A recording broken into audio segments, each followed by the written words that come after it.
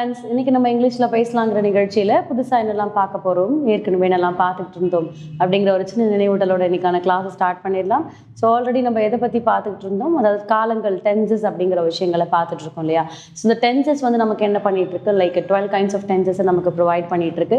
So ஒவ்வொரு டென்சஸும் ஒவ்வொரு மாதிரியான விஷயங்களை நமக்கு கொடுத்துட்டு தான் இருக்காங்க. எல்லா டென்ஸும் ஒரே மாதிரி கொடுக்காம ஏற்ற இறக்கங்களோட நமக்கு வித்தியாசமாக தான் நமக்கு டென்சஸ் கொடுத்துட்டே இருக்காங்க. ஸோ ஒவ்வொரு டென்ஸும் என்ன பண்ணுறாங்க அப்படின்னா, ஒரு ப்ரெசென்ட்டில் எப்படி சொல்கிறாங்க, அதாவது பாஸ்ட்டில் எப்படி சொல்கிறாங்க, ஃப்யூச்சரில் எப்படி சொல்கிறாங்க, அதே வந்து அஃபர்மேட்டிவ், அதாவது அஃபர்மேஷன்ஸ்னும் போது positive affirmations, negative affirmations, interrogative அஃபர்மேஷன்ஸுமே இருக்குது. ஸோ ஒரு நம்ம பதில்கள் வந்து நிறைய ஆல்ரெடி ஃப்ரேம் பண்ணிக்கிட்டே இருந்துட்டோம். அதுலேருந்து நம்ம என்ன பண்ண போகிறோம், கேள்விகள் எடுக்க போகிறோம். ஸோ பதில்கள் நிறைய ப்ரிப்பரேஷன்ஸ் பண்ணாலே கேள்விகள் எப்படி இருந்தாலும் நம்ம பதில் சொல்லிடலாம் இல்லையா. ஸோ அப்படி இருக்கும்போது நம்ம ஆல்ரெடி நம்ம என்ன பண்ணிட்டோம், பாசிட்டிவ் அண்ட் நெகட்டிவ் சென்டென்சஸ் நிறைய ப்ராக்டிஸ் பண்ணிட்டோம். ஸோ இப்போ நம்ம என்ன பண்ண போகிறோம், கொஸ்டின் பேஸ் பண்ணி நம்ம ப்ராக்டிஸ் பண்ண போகிறோம் இல்லையா.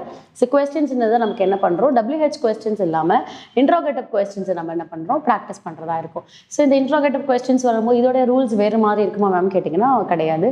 ஆல்ரெடி இருக்கிற ரூல் தான். அந்த ரூலையே நம்ம என்ன பண்ணுற மாதிரி இருக்கும், லைக் மிஸ் மேட்ச் பண்ணுற மாதிரி இருக்கும். அதாவது எப்படின்னா, லைக் கொஞ்சம் ஜம்பிள் பண்ணி நம்ம சென்டென்ஸ் வந்து கொடுக்குற மாதிரி இருக்கும். ஸோ அப்படி கொடுக்கக்கூடிய சென்டென்சஸ் எல்லாமே நமக்கு எப்படி இருக்கும்னா கொஞ்சம் பர்ஃபெக்ஷனாகவே இருக்கும் அப்படிங்கிறது தான். ஸோ அப்படி இருக்கும்போது இன்றைக்கான வேர்ப் ஃபார்ம் என்ன, இன்றைக்கான சென்டென்ஸ் என்ன, இந்த சென்டென்ஸ்க்கு இந்த ரூலை வச்சு நம்ம எழுதுவோம் அப்படின்னு சொல்லி தருவாங்க. ஸோ இன்றைக்கான tense future perfect tense. So இதில் எக்ஸ்க்ளூசிவாக பார்க்க போகிறது இன்ட்ராகேட்டிவ். ஸோ இன்ட்ராகேட்டிவ் என்னும்போது which is indicate question mark. So verb form அப்படின்னு எடுக்கிறோன்னா V1, V2, V3, அதாவது present, past, past participle அப்படிங்கிறது தான். ஸோ இன்றைக்கான verb என்ன எடுக்கிறோம் அப்படின்னா take அப்படின்னு ஒன்று எடுக்கிறோம். ஸோ take அப்படிங்கிறதுல இருந்து நம்ம எடுக்கிறது இல்லையா,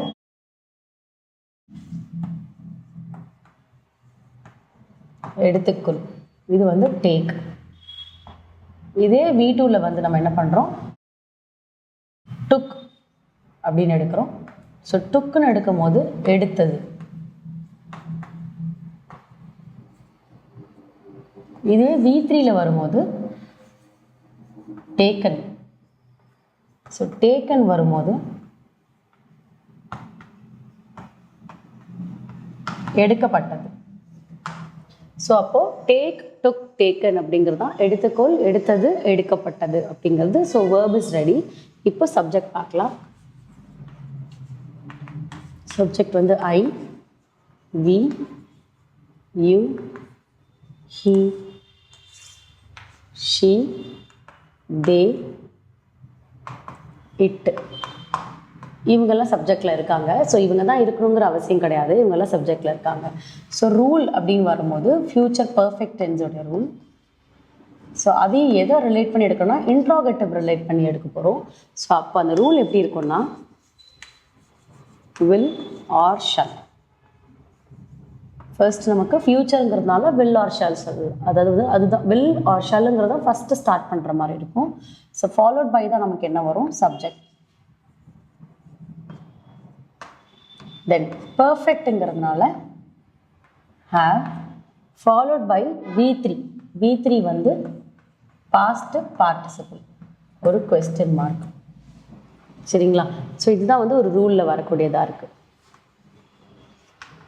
எக்ஸாம்பிள், ஷல் ஐ, ஒரு சப்ஜெக்ட்டுக்கு ஐ எடுக்கிறேன், ஷல் எடுத்திருக்கேன். So shall I have taken. Shall I have taken அப்படின்னா நான் எடுத்துக்கலாமா அப்படிங்கிறது தான். ஸோ எதை அப்படிங்கும் போது shall I have taken a book.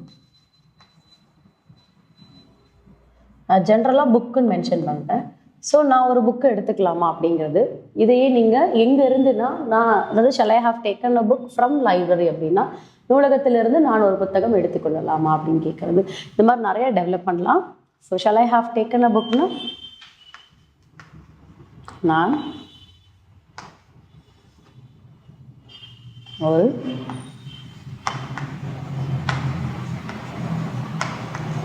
புத்தகத்தை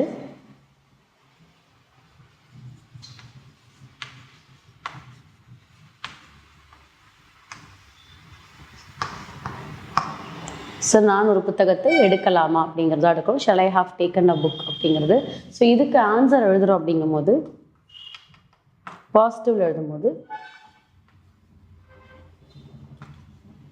ஐ shall have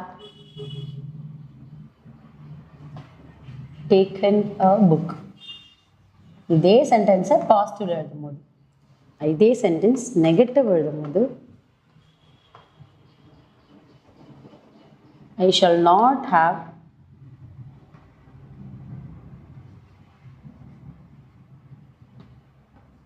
taken a book. இது நெகட்டிவ். ஸோ அப்போ ஒரு கொஸ்டின் இன்ட்ரோகேட்டிவாக எழுதும்போது நான் எடுக்கலாமா அப்படிங்கிறது தான். So shall I have taken a book. அதை பாசிட்டிவில் எழுதும்போது ஐ ஷல் ஹாவ். அப்போது ஒரு subject followed by future and perfect, அப்புறம் V3. அதுக்கப்புறம் நீங்கள் என்ன எண்டிங்கில் நீங்கள் கொடுக்குறீங்களோ அதை நீங்கள் கொடுத்துக்கலாம். இன்னும் நீங்கள் டெவலப் பண்ணனாலும் சென்டென்சஸை டெவலப் பண்ணிக்கலாம். It is not mandatory, only the rule have to follow. இந்த ரூலில் எப்படி இருக்கோ அதை மட்டும் தான் எழுதணும் அப்படிங்கிற ஒரு மேண்டேட்ரி கிடையாது. நம்மளோட சென்டென்ஸ்க்கு ஏற்ற மாதிரி நம்ம டெவலப் பண்ணிக்கலாம். சரிங்களா? ஸோ இன்றைக்கான work from take, took, taken வச்சு இன்றைக்கான ரூல் பேஸ் பண்ணி நம்ம சென்டென்ஸ் ஃப்ரேம் பண்ணியிருக்கோம். ஸோ நெக்ஸ்ட் கிளாஸில் நெக்ஸ்ட் இன்ட்ரெஸ்டிங்கான சென்டென்ஸோடு உங்களை மீட் பண்ணுறேன். தேங்க்யூ.